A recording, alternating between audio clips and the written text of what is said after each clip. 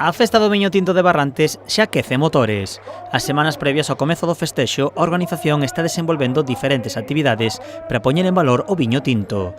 A semana pasada estivo dedicada ao completo á realización das precatas cun aumento considerable da participación.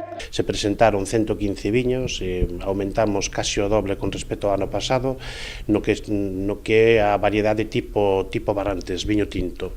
E tamén aumentamos, por suposto, casi o doble tamén nas variedades autóctonas, pasando de 19 viños a 31 viños, polo tanto eu creo que a participación por parte de todos os veciños e dos adegueiros foi moi importante. Dende o Concello destacan a calidade dos viños desta edición. Hai moi bons viños e de feito estes 36 viños que pasaron para a cata final eu creo que hai unha calidade interesante, ou polo menos é o que nos transmiten os catadores. Cada día catáronse máis de 20 viños, dos cales 36 pasaron ás catas finais.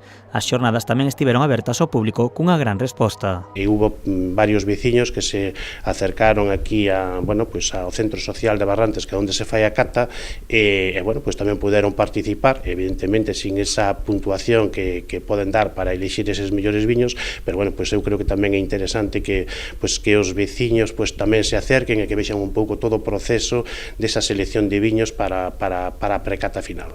Ademais das precatas, a organización da festa tamén porá en marcha a partir do día 17 o primeiro concurso de tapas, actividades que permiten poñer en valor o viño tinto e crear expectación de cara á festa. Todo este proceso axuda precisamente a manter viva a festa, non? E para manter viva precisamente esta participación de xente é necesaria para digamos todo ese proceso.